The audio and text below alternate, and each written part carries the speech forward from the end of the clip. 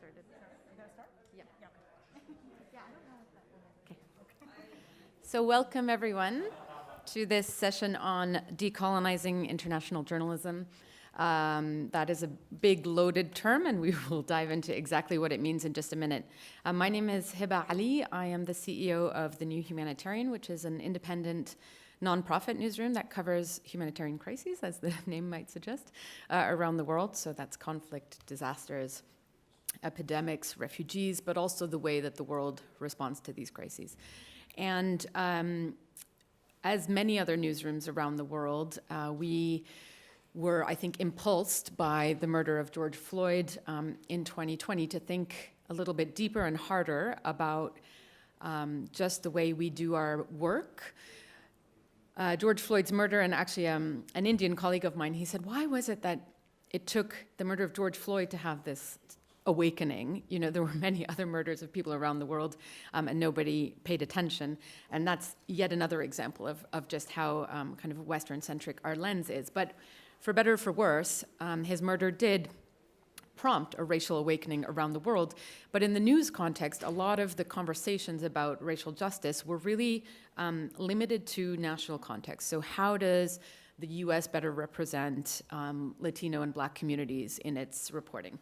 There were discussions in the UK. How can the British media better represent the public? What was missing, we felt, was a conversation at the global scale. What does it mean to do international journalism differently in the wake of this discussion about racial justice? And so to what extent do international media represent the people that they report on?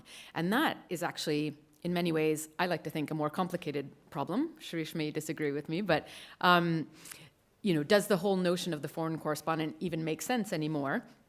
But more deeply than who is producing the journalism, you know, how do we go about deciding what stories are told and through what frame and for which audience? So that's what we're talking about today.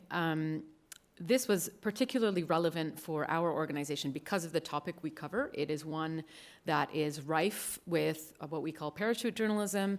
And I think in reflecting on this question of decolonization, we got feedback from some people saying, for instance, you know, you cover, basically our beat is death and destruction, right?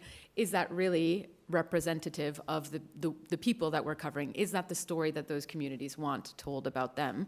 And within the context of these crises, how can we tell a different and more comprehensive story? So last year, we were drafting a new strategy, and we set out to look at this. How do we decolonize our journalism? What does it mean to be a truly global, cosmopolitan news organization, truly serving global audiences? Really hard problem to solve for many reasons, which we'll talk about. And through that process, we had a lot of conversations and consultations with, including all of the people on this panel who've been helping us think through this question. And we wanted to then share that reflection more broadly with you, and hopefully also have you help us with our reflection as well. We're putting together, I'm going to make the same joke, but it's not a white paper, it's a paper. We can call it a black paper or a rainbow paper, to try to put together our takeaways from all of these reflections, and will be, so you can look out for that, which will hopefully take into account some of these discussions and try to put into one place some ideas around how we tackle this moving forward. So I'm going to just introduce everyone who's here with us, and I want to thank you in advance because you have been part of helping us think things through. Lashmi Parthasarathi is the Chief Operating Officer at Global Press, which is an international news organization that has tried to address this problem by training and employing local reporters and building up local news for local audiences. Dina Abu Ghazala is an Egyptian media entrepreneur. She spent many years at the BBC and then founded her own media startup that helps local journalists place their content in international media and try to fill that gap on mentorship and entry to barriers to entry. And she'll tell you a little bit more about why there's some double standards that play in there. And Shirish Kulkarni is a community organizer, an award-winning journalist, and a researcher. He leads the Bureau of Investigative Journalism's Decolonizing the News project in the UK, but also works on something called the People's Newsroom, which he will also tell you a little bit more about. So I want to start by asking each of you for your definition of what it means, what decolonizing the news means, because that term, as I said, is very loaded and everyone kind of interprets it in their own way. I don't think there needs to be one single definition, but let's try to build out what it is that we're talking about when we talk about decolonizing the news. Sharish, maybe I can start with you. Yeah, so I think what I always say about this stuff is I don't know what I'm doing. Like, we're in a space where we're experimenting every day, we're finding new stuff out every day. And so I accept that language is imperfect. But I think what we're talking about when we're decolonizing the news is flipping stuff from, and I owe Patrick from The Elephant this actually, I know this is more a really good example, he's here now. It's like the journalism where you're imposing perspectives, right? And as an example of the problem, I'm just going to read, so some of a kind of well-known Financial Times journalist, it's my glasses I need, not the mask, a well-known Financial Times journalist wrote a critique of Semaphore, the new kind of publication or whatever it will be, by the guys Smiths from Bloomberg and New York Times, which is not going to have foreign correspondents. And he wrote, it's supposed to be a critique that I don't have anything to worry about. A foreign correspondent isn't vital because he or she knows more than a local, but because he or she is representing the audience. An ambassador with similar frames of reference and an instinct for what's surprising, unique, shocking, or entertaining about a news event. Right, so every single word of that is wrong. Because actually, the whole point is your perspectives are wrong.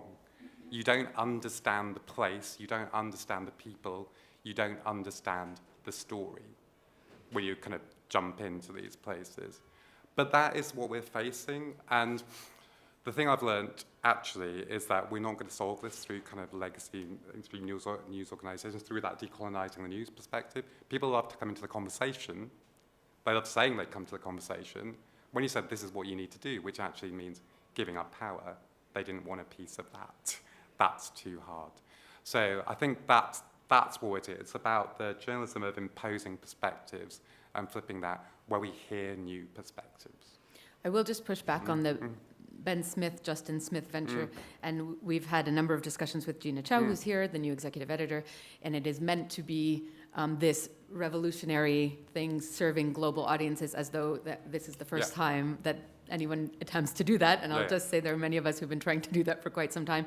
And maybe two white men who come from legacy media are not best placed to set up such a venture. But I do think Gina's coming at it with some good intentions, so it'll be interesting to see. There are plenty of critiques on it. That is not it. Yeah. Just before we hear from Dina and Lashmi, you kind of alluded to it, but you were at this panel yesterday, I guess it was, on diversity dividends, which seems to have rubbed you the wrong way. So maybe you should tell us a little bit about what happened. Yeah, so the panel was called the Diversity Dividend, and it was about the business case for diversity, right?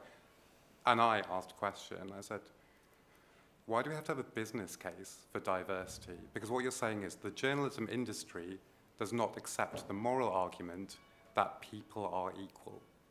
And so why should I trust an industry which doesn't fundamentally believe people are equal?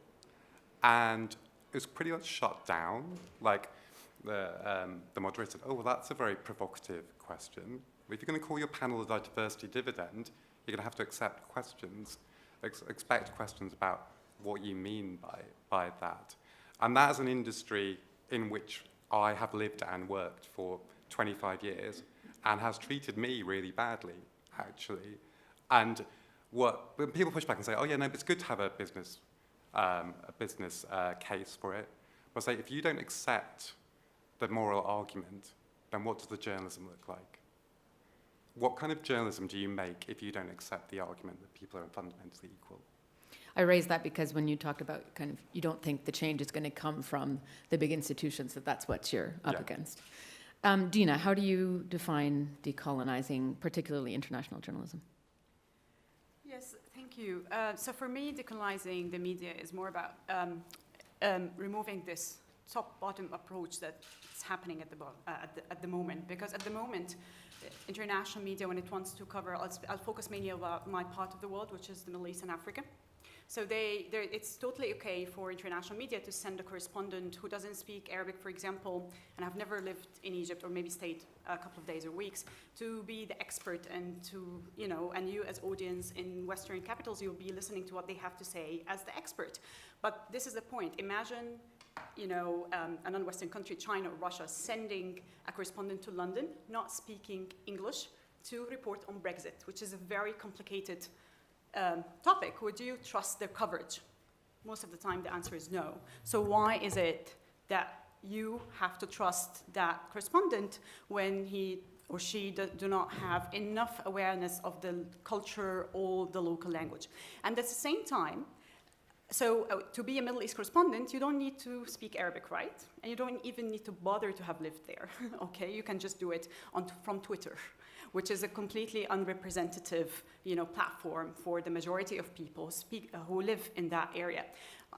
If you flip that, if someone is interested, and this is a real scenario without naming the name of the broadcaster, so there was this advertisement for one of the top European broadcasters looking for someone to work in their Arabic service, okay? But one of the preconditions was that they had to know the language of that broadcasting company, which is not English. So you have all these barriers of entry for local journalists in our region, because actually for someone, from example in Egypt, to be able to speak English, that's in itself an indication that they have been privately educated. Because the majority of people who've been educated in public schools would not have the level of language that will enable them to this. So this is already limiting the pool. It's a very elitist thing. So you're getting also the views of the elite of what's going on in our part of the world. So actually, changing who is telling the news, changing what kind of stories. I worked before establishing IAB, as Hiba mentioned, I worked for the BBC. And it's not just at the BBC, but everywhere. There's a sort of a predetermined agenda of what stories matter from our part of the world. So yes, climate and environment now is a sexy topic and everyone's, but 10 years ago it wasn't. So if I want to pitch a story about environment, but if I would pitch a story about women oppression, forced marriage, LGBTQ community, then immediately it gets up. And I'm not saying these topics should not be in the news. They should, but they're not the only topics. So this is the point. What happens is that international media focuses on certain topics and keeps repeating and repeating, and this gives you only part of the reality of what's going on in the world. So that Africa is reduced to poverty, the Middle East is reduced to terrorism, human rights violations, because this is what you get to see over and over and over. So this is another form of decolonization. And also, when we start trusting the people to tell us, okay, what kind of stories that matters also for them to be told. And I think also, where are we looking for stories? So we have the business model currently is built on the fact that we think more capitals, cities are more important than others. So, okay, we'll have these people in Dubai, in Cairo, but we don't care about what's going on, for example, country X. I don't want to use any country so no one feels offended.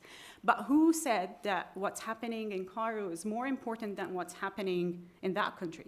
And I understand the business reasons for this, because you can't have people in every city, but you have local journalists in every city. Why can't you invest in training them, empowering them, mentoring them, so they give you their stories? And we can go forever. There is also pay, disparity in pay, and again, real stories, major broadcasters.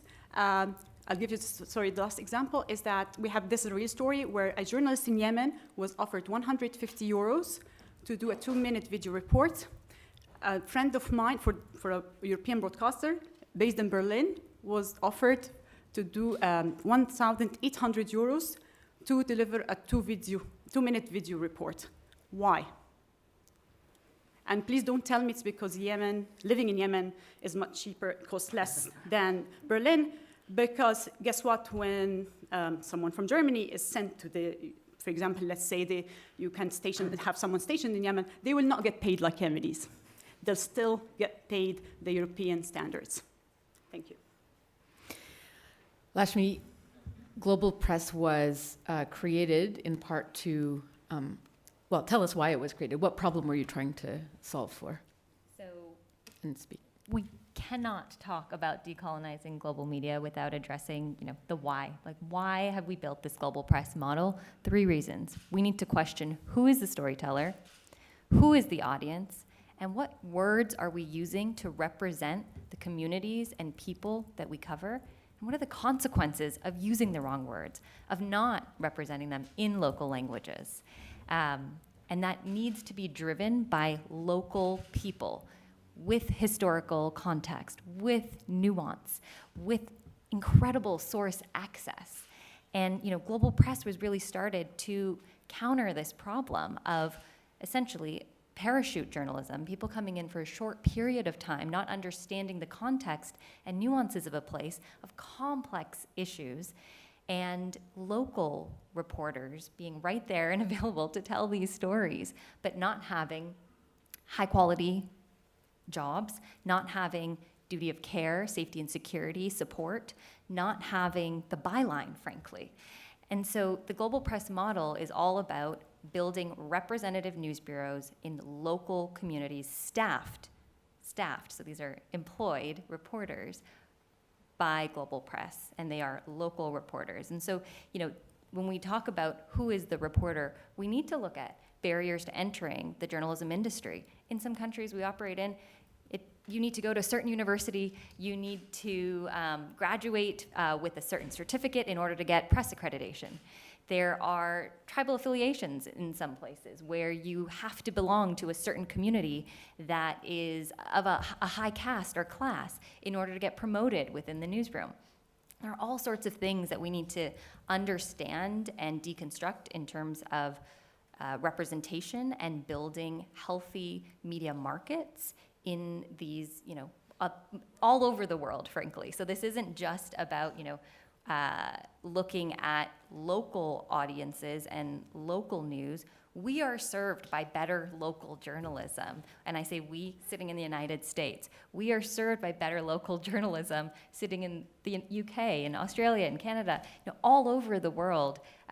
Because if we perpetuate these narratives around war, poverty, disaster, and disease, and we don't invest in the whole story, which can only be told over a long period of time, not when that earthquake happens, 6 years later. What's happening in terms of rebuilding efforts? What's the government's response? And when everyone parachutes back out, local reporters are still there telling those stories. So decolonization of global media means rethinking the entire model and creating a systems change for journalism. And that's what global press is doing. I hope she doesn't mind me quoting her on this, because I don't know that she meant to tell the whole world, but your CEO said it once to me in a way that has stuck with me forever, which is stories are about people that they are not for. Stories are about people that they are not for. The Nick Kristof coverage doesn't serve anyone. It misrepresents a group of people to elite audiences. So I think that's a helpful way of thinking about it as well. At the New Humanitarian, we've come to define it, decolonizing journalism, as 2 things. So first, and it kind of combines, we cheated by basically not zeroing in on one thing, combines everything, being inclusive of service to and guided by the communities that we cover, meaning that our reporters and editors better represent the people they report about, but also that the communities that we serve are playing a role in shaping which stories we tell. So to your point, Dina, about, why are we the ones deciding what's important? But it's also other things, like being guided by communities means, as I was saying at the beginning, maybe they don't want to see only death and destruction, so more constructive or solutions journalism. It means telling stories that represent people in their agency. So we've done, our executive editor, Josephine Schmidt, is here, and she's made a big effort to, even in small things like headlines, change from so-and-so was forced to flee to so-and-so managed to flee. In other words, like they took some agency and power in determining the future of their lives. These are tiny little changes that really do, we hope, kind of reflect a different agency among the people that we are writing about. Then the second piece is decentering Western and colonial narratives and approaches in the way we produce our journalism, in the way we report it, in the way we disseminate it. And this is where I think it gets quite tricky. But I want to show you guys a little clip that maybe will help illuminate some of this. It's about the coverage of Ukraine. And I think what it does is give us a perfect case study of how media that consider themselves to be international are really writing and broadcasting for a very Western audience in some of the implicit things they say that tell us who they consider to be their audience. So have a look at some of these highlights. Let me see. A lot of people on TV didn't expect a war like this to happen in, let's say, certain neighborhoods. This is not a developing third world nation. This is Europe. These are prosperous middle-class people. These are not people trying to get away from areas in North Africa. They look like any European family that you would live next door to. What could be a difference here from other conflicts, that could seem very far away, in Africa or Middle East or whatever. I mean, these are Europeans that we're seeing being killed. This isn't a place, with all due respect, like Iraq or Afghanistan. This is a relatively civilized, relatively European, I have to choose those words carefully too, city where you wouldn't expect that or hope that it's going to happen. I've watched these clips like 100 times, and every time I'm just like, what are you doing? So right there you see, they think they are speaking to people who look like us. That doesn't include, frankly, any one of us on this panel, because we're not blue-eyed and white-haired, blonde-haired. Yeah, we are white-haired, actually. And so is this truly international coverage? So the racism is one piece of it. The other piece that's I'll just put this back up, worth noting is just the sheer quantity, right, of Ukraine coverage compared to any other crisis. You can see there the spike that overshadows Yemen. You can argue it's been running for a long time. Ethiopia, a relatively new conflict. Afghanistan, which for many years was the focus of Western coverage. Even the Taliban takeover is tiny in coverage compared to Ukraine. And so again, why do we care more about Ukraine as international media if we are truly serving global audiences? So for us, just coming back to how we define decolonizing journalism, it is de-Westernizing who we see as our audience, and then inculcating in every sentence we write, basically, an understanding of that Western hegemony, sorry, and white supremacy, frankly. And so Josephine gave a great example earlier this morning about coverage of Haiti, and often people will say, this is the poorest country in the Western Hemisphere. Do they explain why it's the poorest country in the Western Hemisphere? Because of decades of exploitation and extraction, a crippling debt to France, et cetera, et cetera. And until we're willing to call that out, we're not really giving the full picture. We had a private convening this morning about this topic with a handful of people, and we realized that we're kind of talking about different problems. So I think it's probably just worth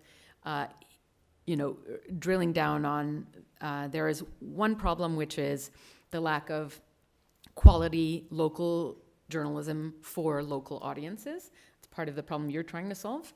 There is a problem of lack of quality global journalism about different parts of the world for global audiences. That's part of the problem you're trying to solve. And then across all of that, there's a problem that the journalism isn't created by or with communities, and that's part of the problem you're trying to solve. So I just want to acknowledge that this isn't a single problem. It's a number of different pieces of the puzzle. So maybe we can kind of come back to let's talk about the how. How do you actually go about? So we've talked about what it means to decolonize. How do you operationalize that? Can you give us a couple examples from your work as to how you're trying to solve this problem? Back to you, maybe, Shirish. Sure. So the People's Newsroom Initiative is UK-based, but actually a lot of the lessons and learnings we hope, kind of apply to the rest of the world, but also feed into the conversation about the rest of the world. Because what I'd say to start off with is my just overarching critique of foreign correspondent work, right, for international reporting, is we start from the perspective, as per that tweet of, look how different we are. And actually, what would journalism look like if it started from, look how the same we are? Because like in the UK, for example, we have this enormous, except when it's from Ukraine, anti-refugee, anti-migrant discourse, which comes from journalism, right? That comes directly from journalism. It's not other civil society stuff, it's journalism, right? We would all be on that boat across the channel if we'd lived in that situation or had to, had managed to flee from that situation.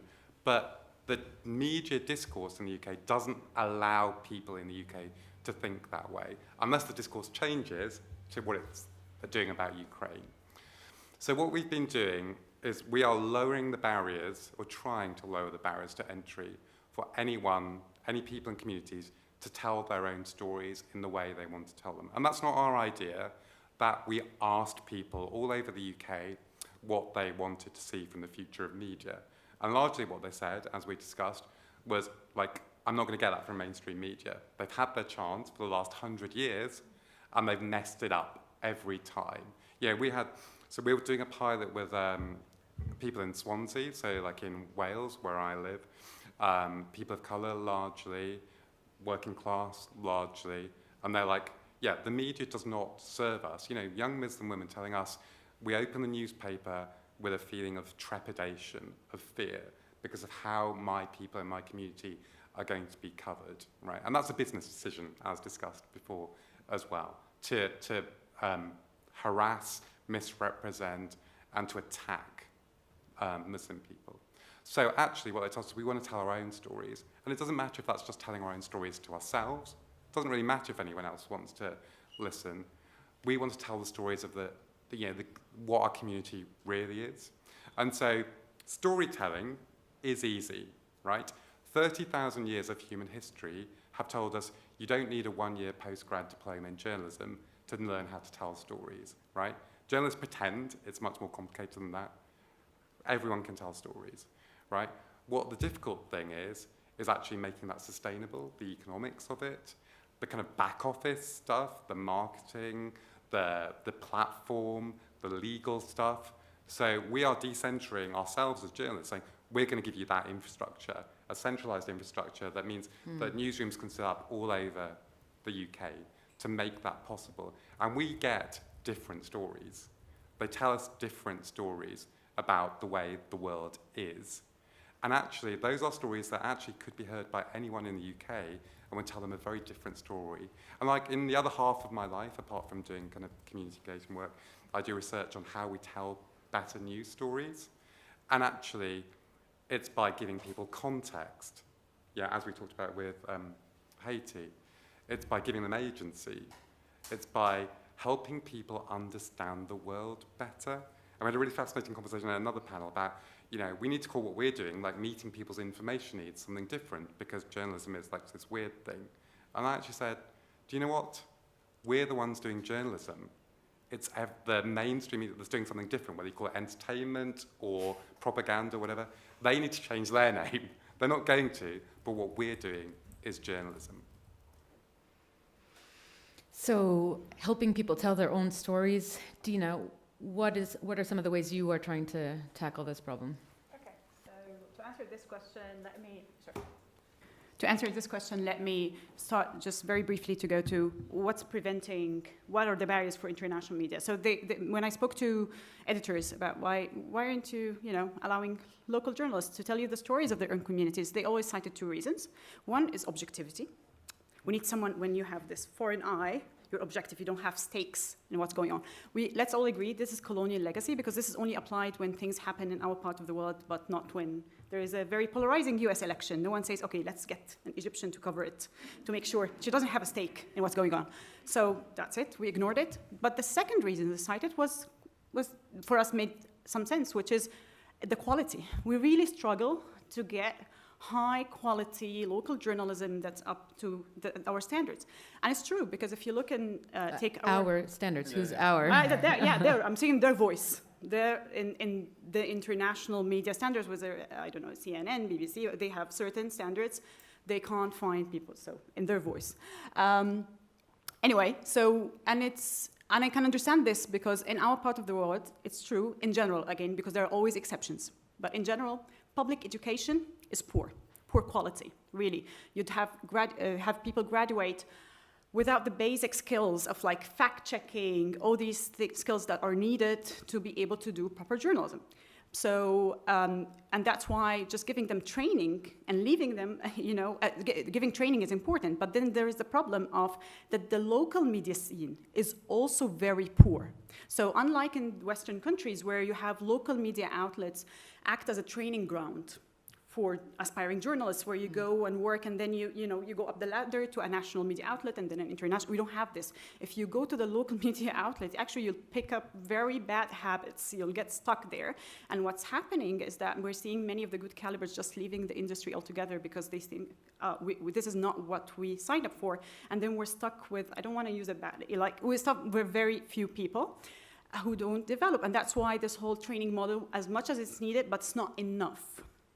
So you need, because what happens after the training? And then there we have the third problem is that pay, right? Very poor pay, and that's why, again, another reason many people are leaving the journalism industry in the local media scene. So what our model was based on, okay, so let's provide, like, personally, I didn't study journalism for my undergrad. I later on did a master's, but I really learned everything I learned from when I was employed by the BBC. And I was lucky because I spoke English, because I went to private schools. Okay, so yes, I was privileged. But I learned journalism from the fact that I was given constant feedback from my editors, okay? So the first, I don't know, couple of years, my pieces were horrible, and at the time, were still printed out things, and I remember my editor had all these notes, and I would go feel, oh my God, maybe I was not meant for this job, and then over the years, I developed, and this is how I reached that level I am now. It's not because I was born talented. Okay, I loved telling stories, but I learned, someone trained me and invested in teaching me, okay? So, but this is what's missing for local journalists. So I said, okay, let's create this sort of a virtual newsroom for them, where they pitch their ideas to us and we guide them through until they are able to get published in international media. So we take them on this journey where we give them constant feedback, and even if we're not gonna work on that idea because it doesn't work, but we tell them why so that they can go and do better.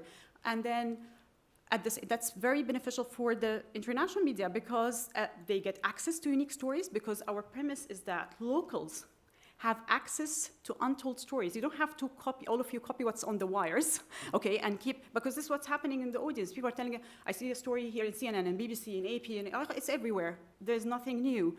So there's a lot happening in our world, but you need locals to tell you there's something happening on. So you get access to original stories, and like in the middle, kind of like reassure the concerned Western editor that, okay, relax, we'll fact check this, we are training them so you will get like the decent quality you're looking for. And yes, so this is what we've been doing. We've been taking them on the journey, starting from the idea until the delivery. And the result is that the local journalists get bylines. So they are building their CV, right? Because at the end of the day, the CV of the journalist is where have you been published before, right? And so we're helping them build their CV, build their capacity, because throughout the process, they're learning, because really, journalism is about practice. So learning by doing. You keep doing and getting feedback. And we haven't reached that level yet, although we have, actually, with the new Humanitarian, we have a very talented Lebanese journalist who published her first piece ever. We're not speaking that. I didn't even know that. Ever. Wow. And now she's on the long list of the One World Media Awards for a piece she did for the new Humanitarian. And guess what? I actually even connected her with the editor because we told her, Zainab, you're ready to go. Because it's our model. We don't want to own the journalist forever. We want to be a launch pad. So yeah, stay with us as long as you need, until you've had enough bylines, enough confidence in your skills, and then off you go. Fly on your own, okay? You've had enough bylines to back your case and move. And our hypothesis, but this is the longer term thing, is hopeful. After enough time, this model will contribute to having a new generation of very high quality local journalists who either then go ahead, of course, and occupy, positions in established media outlets, but we're hoping for some of them would actually go back to their communities and start their own media ventures, and this will lead to elevating the quality of local journalists, because usually the discussion about local journalism, like in a country like Egypt, is focused on press freedoms, which is very important, but even if we're the best country in the world when it comes to press freedom, what will happen? We need high quality, well-trained journalists so that it doesn't end into chaos. So that's and it's our model. interesting that you pointed to that, because yesterday I was talking to someone from New Narratives who is here in Perugia, and she was saying this is exactly the problem. The minute you do have local journalists of high quality, they get scooped up and off they go into the international media, and then they again have basically ripped the intellectual capital from the local media scene. So I suppose that's also part of what you're trying to do. So tell us, sorry, I just want to say one last thing about your model, because something you said during our consultations resonated a lot, is that we're expecting the local journalists to be at the standard of an international journalist, but we're not willing to invest in that mentorship. And so we as international media, not me, we as IGAP. But also that if you flipped it, and you've kind of alluded to this, this isn't a great way of thinking about it, but an international journalist supposedly brings these skills and quality, right? And great knowledge of English and all these things, but doesn't have the local context. The local journalist does have the local context, and yet we also want them to have all the so you can't have your cake and eat it too, and you accept having only part of the cake when it comes to the international journalist, but you don't when it comes to the local journalist. On that though, I'd say, look, there's not like an international standard. Like, is the product working so amazingly? Like, we're in a crisis, right? That people don't trust the journalism that mainstream media. Like, so is that a standard to be aspired to? Actually, don't we want to hear different ways of telling stories? Like, so we're not, that whole standards thing, the whole objectivity thing, it's all nonsense. And I think, I want to come to you in a second, Lashmi, but one of the reframes or mindset changes that I think needs to happen is, what is a good story? And is a good story what is sexy and will appeal to large audiences? Is a good story what's going to win awards? Or is a good story what really serves communities? And you put it this way, journalism is a service industry. We need to see it as a service industry. And when you do that, it changes everything. Well, and we have to be, is this on? We have to be brave enough and courageous enough to serve audiences that we can't monetize. But how? What's the business model? To serve those audiences, I hope there's funders in this room. This is what we need to be investing in. The local approach. We've been around for 16 years at Global Press building this model. It's refreshing that we're having this conversation right now, but it's like 16 years we've been trying to push this conversation of the local audience matters. And if we focus on that local audience, we serve the global audience. We serve every one of us sitting in this room, privileged enough to be in Perugia today, to learn about all other parts of the world through different lenses. So, the way Global Press has approached this, I've told you a little bit about our model, but, again, who do we serve as our audience is critical. How we write our stories, how we produce our stories. From the very beginning, we have a non-assignment policy in our newsroom. So no editor is telling a reporter, go find me an Ebola story. Reporters are able to tell the stories that are of consequence in their communities. Reporters like Marisa Revilla, who have been with us for 15 years in Chiapas, Mexico, training reporters like Marisa Revilla over many years of her career does produce exceptional journalism for her community in Chiapas, Mexico, but for all of us who get to learn about her community through that lens. The words that we use matter immensely. So at Global Press, we've developed the Global Press Style Guide, which is a counterpart to the Associated Press, but our prioritization is dignity and precision in word choice. So, Hiva, I am thrilled that we changed the original name of this panel. This panel was called decolonizing coverage of the Global South. And Lashmi was like, Heba, I need to talk to you. So we're not trying to be the word police with the style guide, but the idea is, what do we mean when we use terms like Global South and developing world? They're sanitized synonyms for poverty. They force people to make assumptions. They are meaningless if they're forcing people to make assumptions. So we actually did a nationwide, in the United States, audience study. This was a significant undertaking with a third party, and surveyed US citizens to understand what they took away from the term Global South and developing world. 0% of respondents could tell us what those terms meant. And in this community, we use them over and over and over again, and they're meaningless to our audiences. So we have to ask ourselves, who is our audience? Who are we serving? And what are the consequences of forcing people to make assumptions about large swaths of land? So what's your alternative term? Use more words. It's simple. Use more words. So we are conditioned as journalists over decades in a system that was about the printing press, deadlines, say it in fewer words, right? This is good journalism. We're no longer in that world anymore.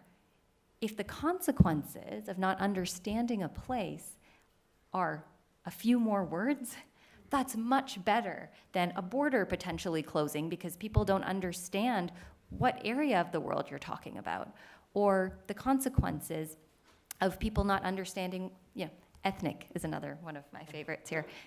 We all have, at least I do, aunts and uncles, that say, oh, I just had some wonderful ethnic food. Different, other than what, right? Again, another generalization. So What's the frame of reference that right, you're starting what's the from? frame of reference? Don't force your readers to make assumptions. Use more words and prioritize dignity and precision above all else. If people don't see themselves in the stories that are being told, they can't trust that journalism. We've all been talking about this. They can't trust it. So the style guide is available for free online at globalpressjournal.com, and really encourage people to leverage that tool, to talk to us about that tool. We want people to elevate and raise standards of international reporting by, leveraging a tool like the Global Press Style Guide. I want to just delve a bit into, or not so much push back, but inquire about this hypothesis that a story that is good and useful and relevant to a local audience is also relevant for the international audience. And I ask because, the problem that we're all talking about here is based on, as you say, the business model, right? So Western audiences are paying for the news, and so the news is made for them. And certain audiences of the world can't be monetized, and so we ignore them. And if you can actually find a model in which the same story that Western audiences are willing to pay for is actually good for local communities, that's a very revolutionary transformation. But I'm not sure that it's always true that the story that is of service to a local community is the story that is of interest to the international audience. And that's what needs to change. We can't. So what you just shared, Heba, is about finding interest, serving essentially the Western audience. We're saying, is it interesting to you? Are we serving you? They are benefiting from learning about those local stories. For example, I was telling Heba about this earlier, but our reporter in Democratic Republic of Congo in Kirumba, DRC, Merve Kavira Lunege, has told incredible stories about internally displaced people in her community. I guarantee you the kind of stories that someone else coming in for a short period of time is going to tell for that international audience might be shifted and changed to pique their interest. It's not serving anyone. It's not serving the local audience because they probably can't read it. It'll only be published in English. It's not serving us as the global audience or the US audience or the UK audience or whoever we are, because we have no idea what the full truth is, what the full story is. When an earthquake happens, when some other crisis happens, we go in for a short period of time, we tell that story, and that's what we believe that place to be about. But how do we avoid it being like, eat your vegetables, like read this really nuanced, sophisticated, responsible journalism that isn't like interesting enough to pique your interest naturally. But it's also a kind of, in a way, we're taking the concept of local as what's been given to us, right? So like the community we're working with in Swansea, like they're Bangladeshi, they're Somali, whatever, like they're not doing local news. What they care about is like what's happening in Bangladesh, Somalia, as well as what's happening in Swansea. And actually they stood straight away, we want to do stories about what's happening in Bangladesh and Somalia, but through a kind of UK-focused lens, but tell it in a more, you know, a way that's more understanding of all the context. And so it's sort of counterintuitive, but it goes back to the us, doesn't it, as well? Who is the us? That actually, you know, I live in the UK, but when they talk about us, they're not talking about me, even though they're doing it for a UK audience. So maybe I want to hear something different, which actually reflects how I look at the world, not how actually a very small proportion of the world look at. We were talking about earlier, I call it in London, in the UK, there's a particular area of London, which is quite middle class, posh, whatever, and disproportionately, the people who make television news live in that area, right? And they're disproportionately white, male, middle class, straight, cis, able-bodied, etc. So they make news by the people of Ealing, for the people of Ealing, except it's got a national and global platform. Those people are like, what, 5% of the population? They're making news for 5% of the population. We could be making news for 100% of the population. But can you? I think that's the thing. What we're talking about here is you want news that represents you. Dina wants news that represents her. Lakshmi wants, and there is no one news that's going to represent all of us necessarily. Are we assuming? Yeah, are we assuming we know what other audiences want, right? So in the United States, we have huge diaspora communities, migrant communities that we're not serving right now. They want news that is from their local communities as well, right? The world is so connected now. It's so different than it ever was. But it also does suggest a more niche, bespoke, decentralized, you know, that there isn't one. I mean, this is the question we're asking. Is there such a thing as one global media that's going to serve everyone? And obviously, where are we now? The death of mainstream media is an answer to that. I'll just say that for us, one of the ways, so, you know, we've each presented, I think, ways we're trying to address this problem. One that's central for us at the New Humanitarian is thinking about impact.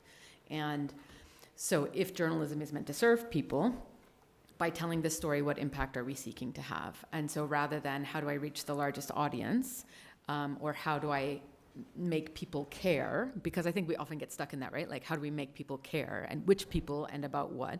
That we're saying, how do we help? Our mission is to contribute to improving the lives of people affected by crises by building an understanding about how best to do that. So how does this story, what is the potential for this story to contribute to that kind of impact? And sometimes that'll mean that the people who need to read the story are the local communities because they're the ones best placed to help themselves. Sometimes it'll be a European policy issue, as is the case in asylum policies we're seeing in Europe with so many borders closed. And then those are the people we need to reach for that story to have an impact that will then serve the people that we're ultimately serving. So I think there is a kind of a layer of sophistication that goes into then kind of being really granular about that question, which makes, of course, the job much harder because you're trying to serve many different audiences at once. No, so I just wanted to give an example which actually covers that and like a whole bunch of other stuff we've just talked about. So there's an organisation called Unbiased the News, who some of you may have heard of, who I massively recommend. But they did a story kind of near the beginning of the pandemic, and in the UK and lots of other kind of Western countries, there's this whole thing about people from certain communities aren't getting the vaccine, and what the narrative of that was that actually they're too educated, they're superstitious, they're all these things, right?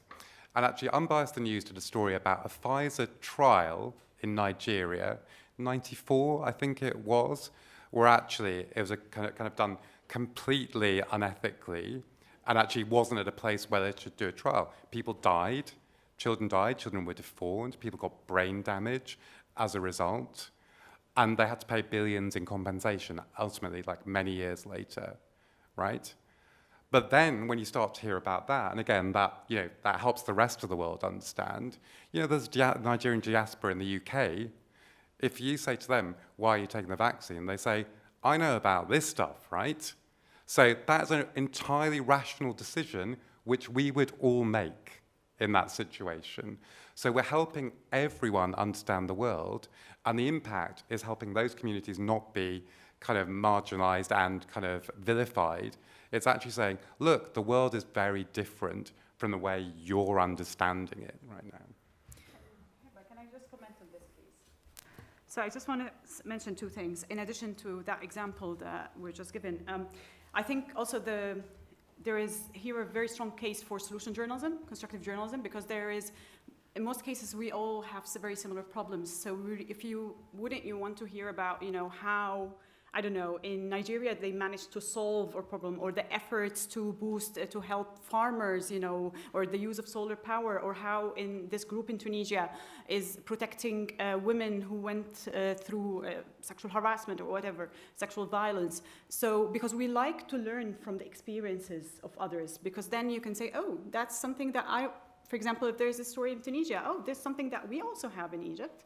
So maybe we can replicate this model. So there is also, I do think there is appetite for learning from local experience, in addition, of course, to understanding the context. And by the way, in Egypt, we have a very similar case where hepatitis C was actually started because of also a vaccine. So when people are hesitant, and also it's related to the fact that only medical news, or hospitals and medical news are always on the news when there is medical mistakes. So there is this, you know, there's lack of trust. Like, how would I trust that this vaccine that hasn't been, you know, still new, I don't want to start it. So but I also want to say there is a business case for this. I don't want to discount the fact, why are we discounting? No, yeah, I know, but that's fine. Because he wants to focus on the moral case, you want to make the business case. No, it's not just that, but why not? If that will get some media, if your talk will get some players to say, yes, we want to do it. If the business case will get the buy-in from others, I'm all for it. Whatever it takes to get people to change their practices. But it's true, there is a business case. Why are we discounting this whole market? Like, for example, in our case, Middle East and Africa. Why are we assuming that no one in the Middle East and Africa would be willing to pay for news if they feel represented, if they feel reflected, if they feel that this is insightful, etc.? Why are we just discounting this market? Asia is a huge market. So can I be sure, this is a business case? Okay, but we've got very few minutes left and at least one question, so real quick. This is, I think, a really important data point, part of this US audience research that we did recently. So in a side-by-side comparison of parachute journalism and local journalism, 88% of readers said they preferred local reporters because the context, unique access, and human-centered detail around the local journalist that was used was preferred. Which Americans were you surveying? And, you know, we went into this research thinking, great, we're going to find out America's racist. Got it. Wonderful, you know? And I'm not interested in the business case for diversity. I'm interested in the business case for better journalism. And we get better journalism. We get better informed. People are literally telling us You have to stand up and interject, otherwise these guys are never going to stop talking.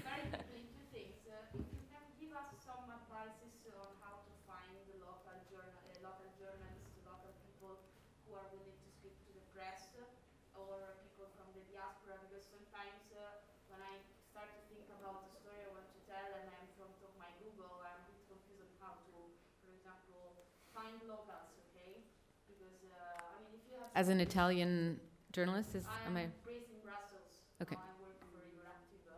And the other question is a bit of provocation because, all of you passed or are from the Anglo-Saxon standard that it's, I say it with a lot of frustration because to enter university I have to do the IELTS like 6 times because I had the problem of the standard, not because I'm stupid, but because I think the standard for me was really struggling and it still is. So can we challenge also these standards, the idea of going to UK or US university to have open, or also UK and US journalistic standards? Maybe I can take, thank you, one more question if there is. Yes. Thank you for the discussion. I'm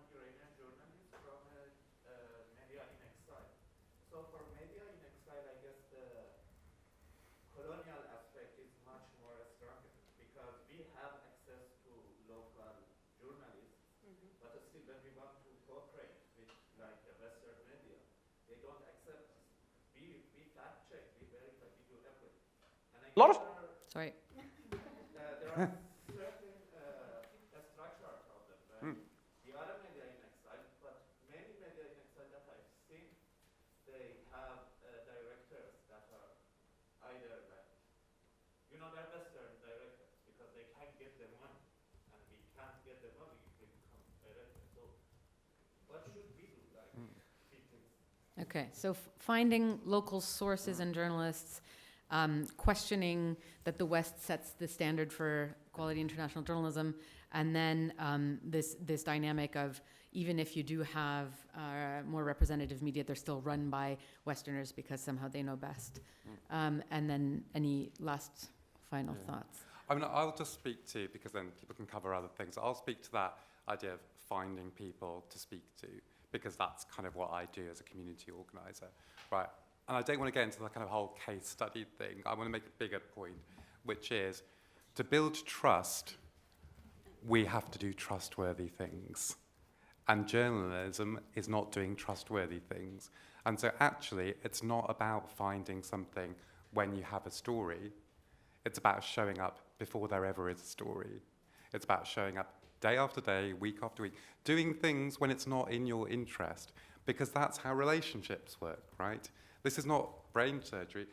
How relationships work is how journalism works. If people trust you because you showed up for them, like I do stuff with community organisations all across Wales, and I don't always go for a story. I go because I want to do something because it's the right thing to do. But also what you get from that is you find stories because you're showing up for people, and then they start to trust you because you're not doing something that's just for you. So it's actually, I've worked in mainstream news organisations for 20 years. We always get the meeting where it's like, we need to build trust with our communities. Can we do that tomorrow? No, we can't. It takes time, and it's not easy. But if we want to do it, and just very quickly, the Reuters Institute did a report a couple of years ago where they found that only 36% of people trust even the news they use, right? So if we don't solve that problem, we will not have an industry in 5 years. So there's not a choice. Just to answer your question, I hope if we have succeeded today at any level to explain what decolonization means, I really hope I'm assuming you don't know, if you're covering the Middle East, you don't know Arabic, you have never lived in the... Okay, good.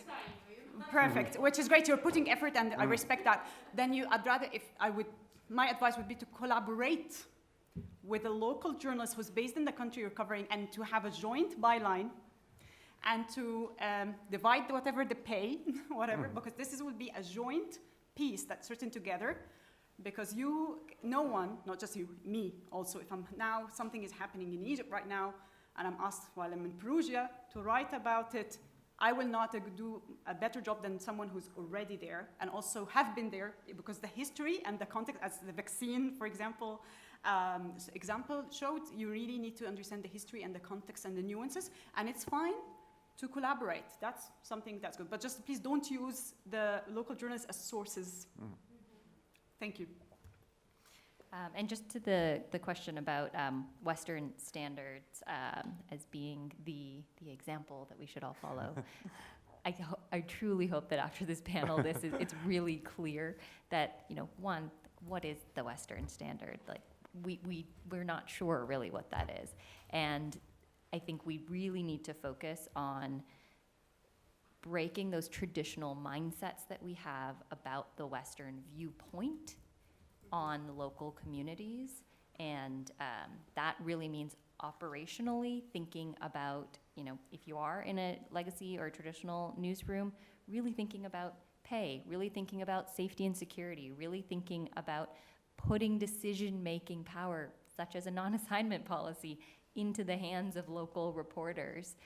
So there's a lot that we can do, even within some of these institutions, to really elevate standards and practices toward investing in local journalism for, frankly, all of us to be well served.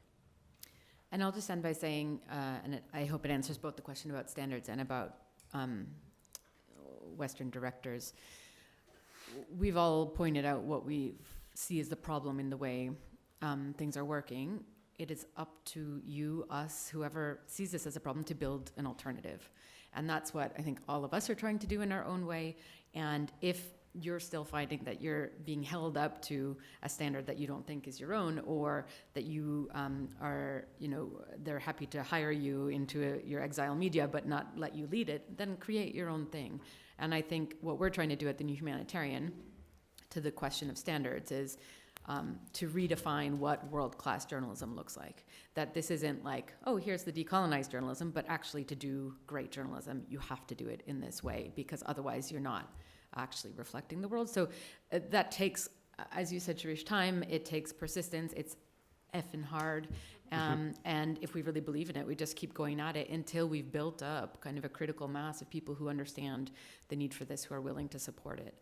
So I have put our contact info up there because we do want your ideas. We want your input into this. As I said, we are hoping to kind of collect these learnings into a piece that we can share with the wider community. So do get in touch and kind of help us continue the momentum on this, because I think we are making some progress despite some of the challenges we're up against. So thank you so much for your attention. Thanks to Lashmi, Shirish, and Dina.